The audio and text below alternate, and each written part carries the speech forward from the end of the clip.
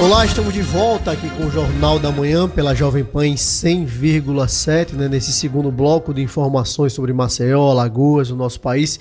E a gente vai dar uma palavrinha com o Maílson Franklin, direto das ruas de Maceió. Maílson, onde você se encontra neste exato momento? Olha, João, estou aqui no centro de Maceió, né? Aproveitando, deixa eu mandar um abraço para minha prima Edla Fernanda, tá acompanhando o programa indo para casa. Olha, João, eu estou aqui no local do incêndio da loja Magazine Luiza, né? A loja, o prédio, os destroços, né? O entulho já foi retirado, foi lacrado. Segundo o Corpo de Bombeiros, né, o prédio pode ser demolido. Agora, uma coisa muito importante que chamou a atenção, chamou a atenção, João. Esse prédio, ele pegou fogo em 2015, o mesmo local. E de acordo com o Corpo de Bombeiros, João, ele não tinha alvará de funcionamento e combate a incêndio. Olha só que coisa grave. E, lamentavelmente, essa loja pegou fogo essa semana. Os dois prédios que ficam ao lado da loja Magazine Luiza, eles já foram liberados, né? Um prédio de 9 andar, ele foi liberado, e o outro também, que fica ao lado, outra loja de eletro, ela foi liberada também para funcionamento. Mas, de acordo com o Corpo de Bombeiros, o prédio vai ser demolido, né? Devido à estrutura que foi abalada. Mas o agravante, não tinha alvará do Corpo de Bombeiros. É com você aí no estúdio, João. Obrigado, Maílson Franklin, trazendo as informações sobre essa questão, né, do incêndio da Magazine Luiza, que foi um fato lamentável que ocorreu nesta semana. Só lembrando, Nicole, que a gente já comentava aqui, né, no Jornal da Manhã, que os prédios do centro da cidade são muito velhos, e muitas vezes não tem a devida condição de funcionamento, muitas fiações antigas, e geralmente essa tem sido a causa de alguns incêndios ao longo dos anos ali no centro da cidade. É bom, né, que o Corpo de Bombeiros do Estado de Alagoas faça ali uma peregrinação sobre a questão dos prédios ali, uma fiscalização mais intensa, para poder que não aconteça, né, esse fato lamentável, né, como aconteceu na Magazine Luiza. Graças a Deus, foi logo nas primeiras horas da manhã desta semana, quando não tinha ninguém trabalhando, o que ali não trouxe nenhuma vítima, né, nenhuma pessoa, só o prejuízo material, ou seja, dos danos os menores possíveis.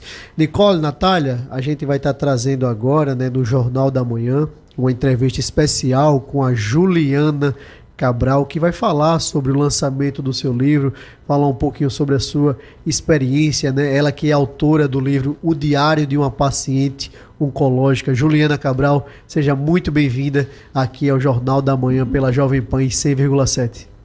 Bom dia, João. Bom dia a todos os ouvintes e todos que estão aqui na Jovem Pan. É uma satisfação muito grande estar aqui com vocês para falar um pouco, né, de como foi a minha trajetória rumo à cura contra o câncer de mama, né, nesse mês de outubro rosa, que é tão importante a gente lembrar da conscientização e da prevenção, né, que o diagnóstico precoce ele salva vidas.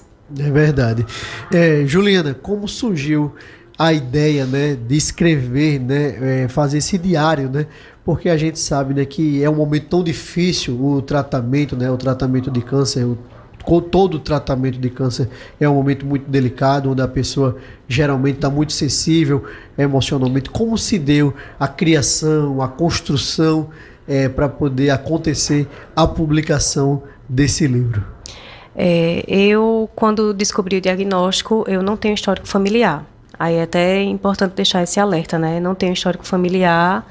E muitas vezes as pessoas só procuram os exames quando tem alguém na família que já teve um histórico de câncer, alguma coisa.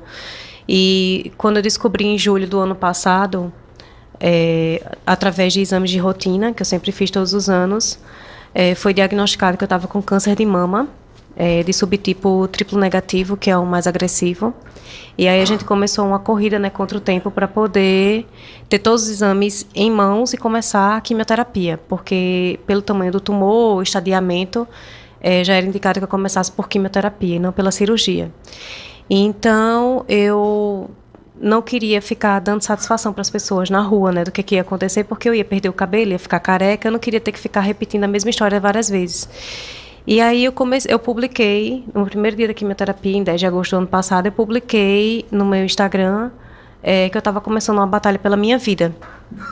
E desde então eu comecei a escrever, vi na escrita uma forma de desabafar um pouco o que eu estava vivendo, né? E esses textos depois, assim, algumas pessoas iam fazendo print e mandando para parentes que estavam passando pela mesma dificuldade, dizendo assim que eu tentei levar com leveza, né? Tudo que eu estava vivendo. E aí eu fiz o meu tratamento aqui na Med-Radios e o Dr. Rui, ele sempre visita os pacientes, em todos os setores, ele sempre visita. E aí toda vez que eu ia para a quimioterapia, eu ficava 6 horas lá, recebendo a infusão da medicação. Eram 6 horas, chegava 8 horas da manhã, saía de lá 2 horas da tarde.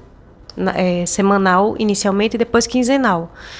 E em uma dessas visitas do Dr. Rui, ele viu que eu levava um caderno, planner, estojo, levava várias coisas, porque eu sempre poderia ter alguma coisa para escrever.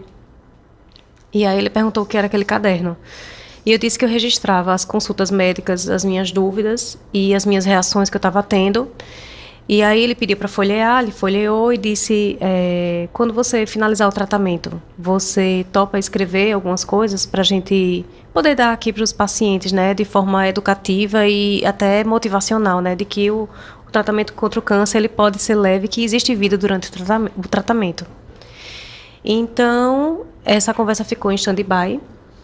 E aí, a gente, quando está no tratamento, a gente precisa de um apoio também da equipe multidisciplinar.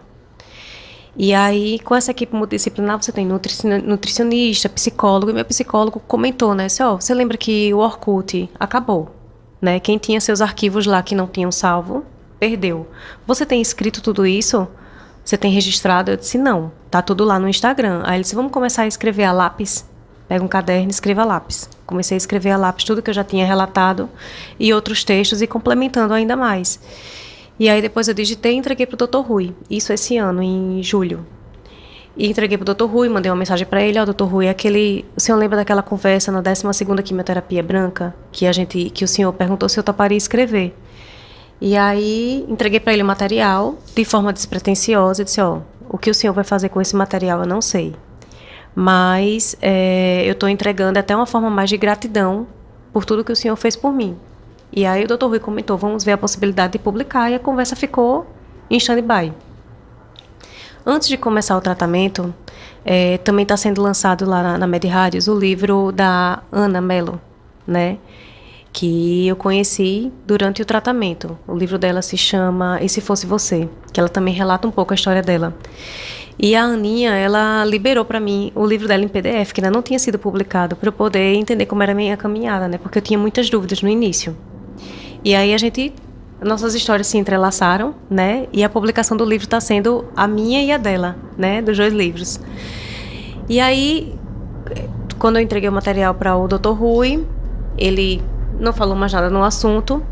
E em meados de setembro, eu estava em consulta com a minha oncologista. E aí a assessora de comunicação, Edjane, perguntou se eu já tinha finalizado o livro. Aí eu disse não, ainda faltam alguns elementos do livro, introdução, agradecimento, considerações finais. Ele não está completo ainda. Prefácio, aí ela disse, o prefácio, defina quem é que vai fazer, né? Porque você não pode fazer o prefácio. E as outras coisas, os outros elementos, você desenrola. Aí eu, tá certo, qual é o prazo que eu tenho para isso? Até domingo eu lhe entrego, isso era uma quarta-feira. Até domingo eu entrego para você, tudo pronto.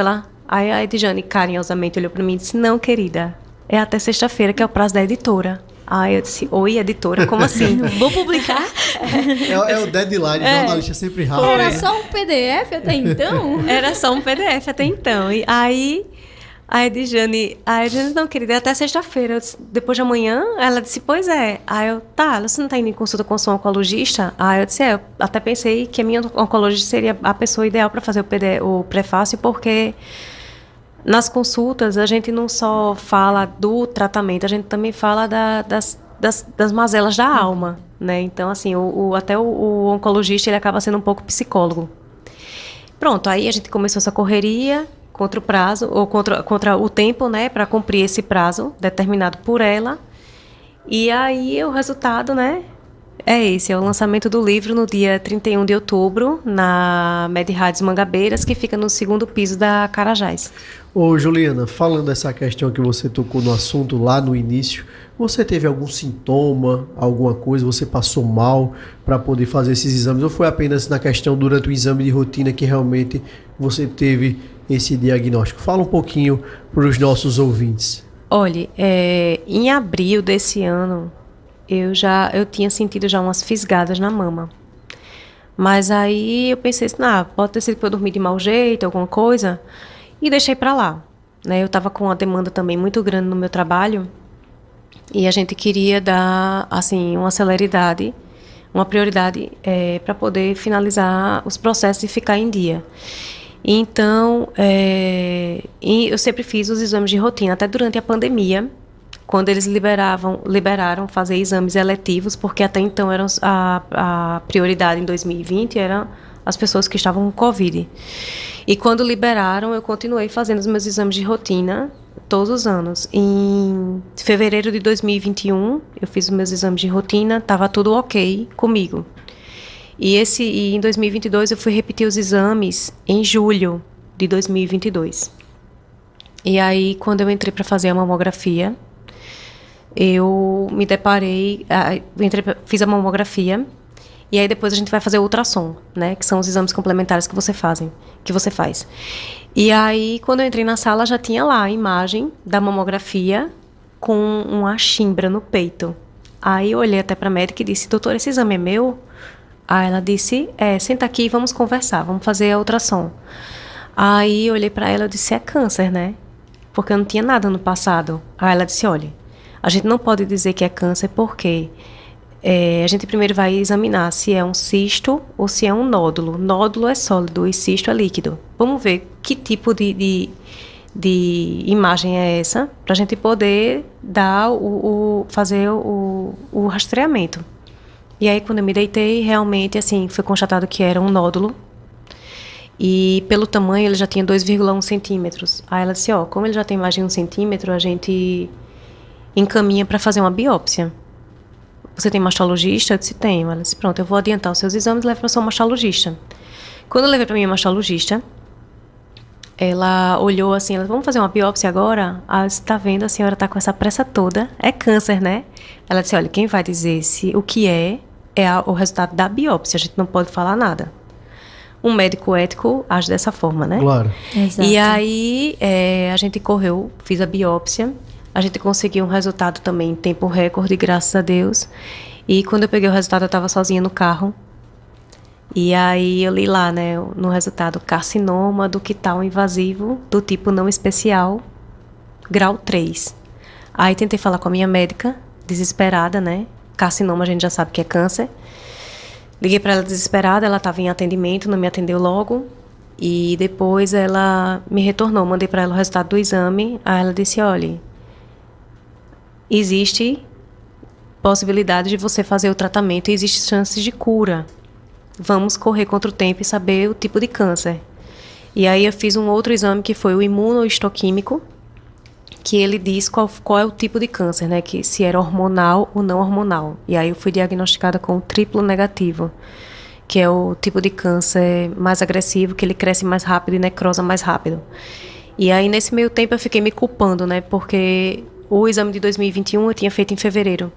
Em 2022 eu fiz em julho, 5 meses depois de 1 ano, né? 1 ano e 5 meses. Eu fiquei me culpando por não ter feito em fevereiro.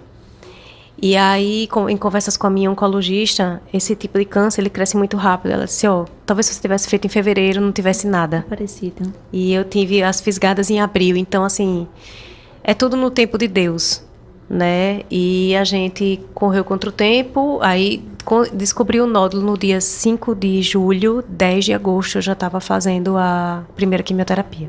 E aí, Juliana, você tocando nesse assunto, para quem está nos ouvindo, essa importância do exame ano após ano, esse exame preventivo, porque, vamos lá, Nicole e Natália, se a Juliana não tivesse feito esse exame no ano de 2022, a gente não estaria contando essa linda história de superação aqui no Jornal da Manhã, essa escritora, essa pessoa que venceu o câncer de mama, Juliana Cabral.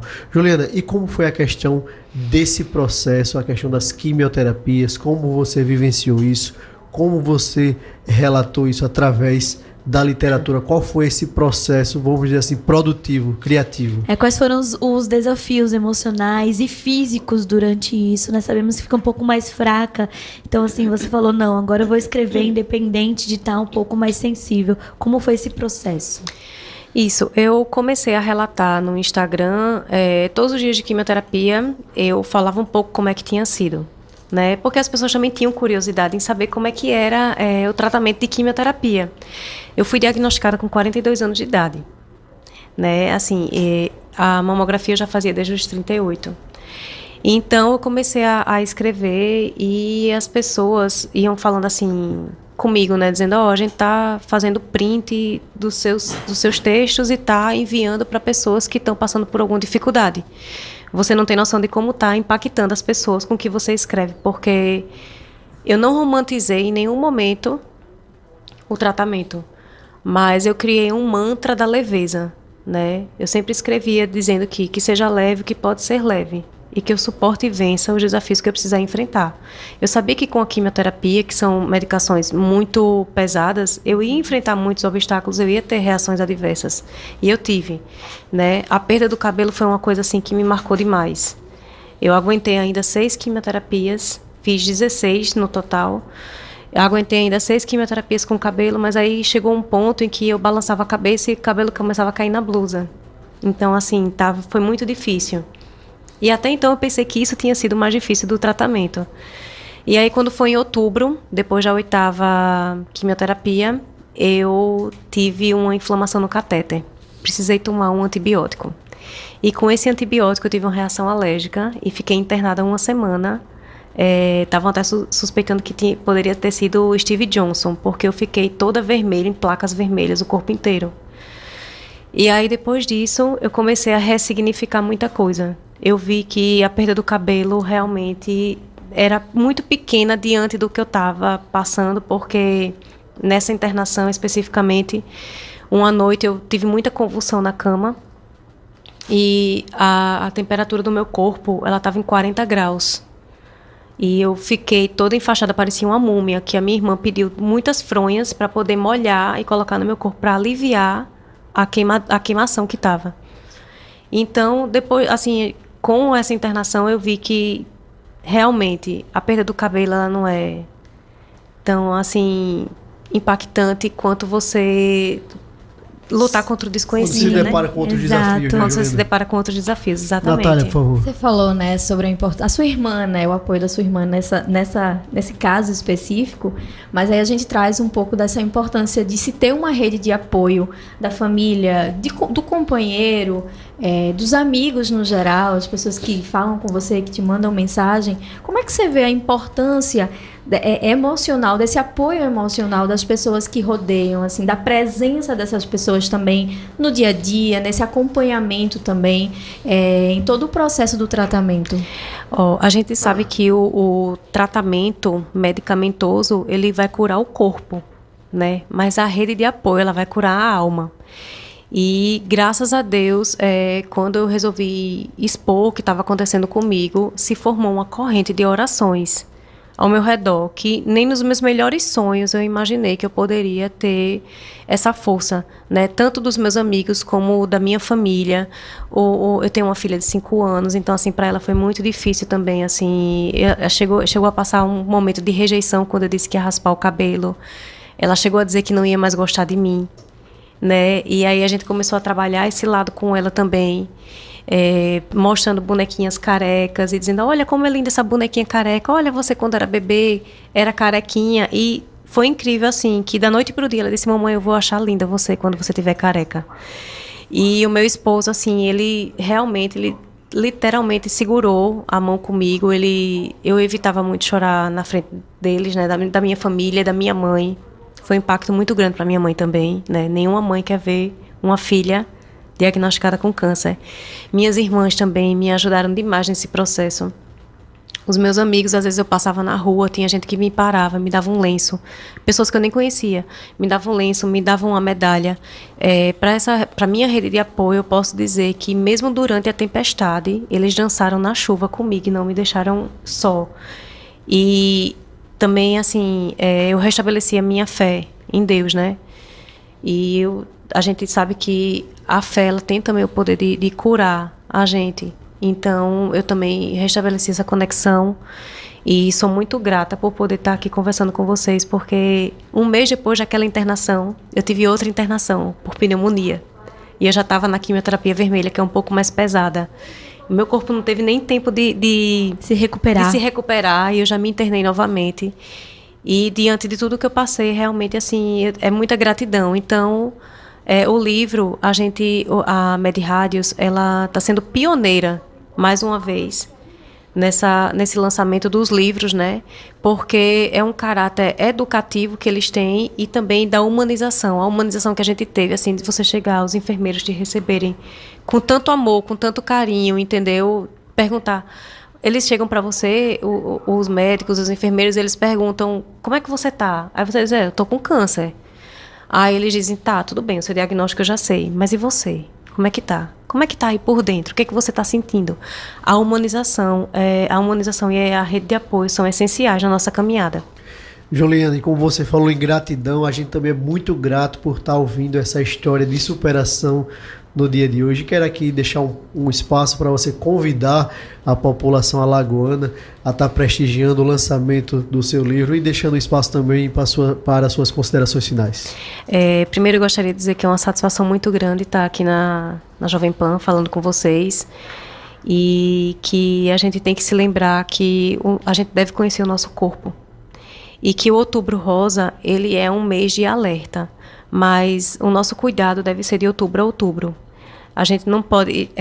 estabelece, assim, um mês especial, tipo, o mês do meu aniversário, é o mês que eu vou fazer todos os meus exames. Uma coisa que você não esqueça, não deixe para depois, né? Sentiu alguma coisa... O câncer de mama, ele não é diagnosticado apenas com um nódulo. Você pode ter outros sintomas, né? Como um enrugamento da pele. Às vezes o nódulo está na axila, ele não está ainda na mama, pode estar no pescoço. Então, a gente tem que ter esse cuidado.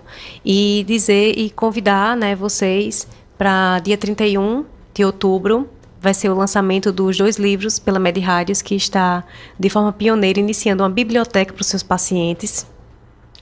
Lançamento dos livros Diário de uma Paciente Oncológica, de minha autoria, e o E Se Fosse Você, da Ana Mello, né, que são histórias de superação, força e fé na caminhada rumo à cura.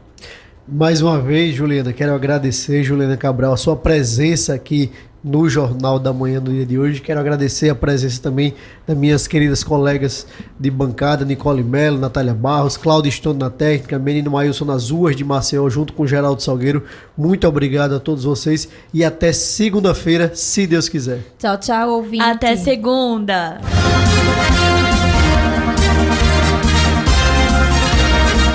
Você ouviu Jornal da Manhã, edição Maceió.